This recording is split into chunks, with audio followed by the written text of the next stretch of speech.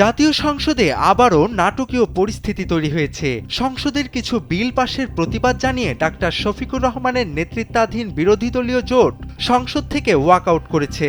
বিরোধী দলের যৌক্তিক বাধা সত্ত্বেও যে কয়টি গণবিরোধী বিল আজকে পাশ হয়েছে, আমরা তার দায় নিতে চাই না। এই জন্য আমরা এখন সংসদ থেকে ওয়াকআউট করছি।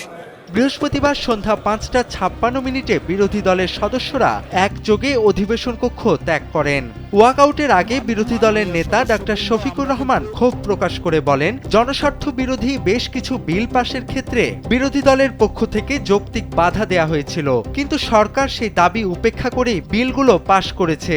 এই অন্যায্য সিদ্ধান্তের দায় এড়াতেই তারা ওয়াকআউটের সিদ্ধান্ত নিয়েছেন। এদিকে বিরোধী দলের এমন আচরণের প্রেক্ষিতে স্বরাষ্ট্রমন্ত্রী সালাহ উদ্দিন আহমদ পাল্টা যুক্তিতে বলেন, বিল পাশের প্রতিটি ধাপে বিরোধী দলের সদস্যরা সক্রিয়ভাবে অংশ নিয়েছেন এবং কেউ কেউ বিলের পক্ষে হাতও তুলেছেন।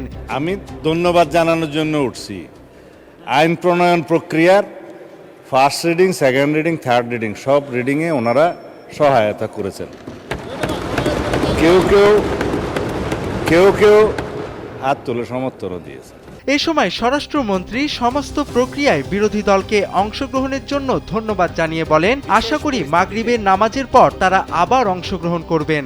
সমস্ত প্রক্রিয়ায় অংশগ্রহণের পরে ওয়াকআউটের কোনো মানে আছে কিনা এটা জানার জন্য সমস্ত প্রক্রিয়া তারা অংশগ্রহণ করার জন্য ধন্যবাদ। আশা করি মাগরিবের নামাজের পরে আবার অংশগ্রহণ করবেন। সংসদে সরকারি ও বিরোধী দলের এই পাল্টাপাল্টি অবস্থানে রাজনৈতিক অঙ্গনে নতুন করে উত্তেজনা ছড়িয়ে পড়েছে।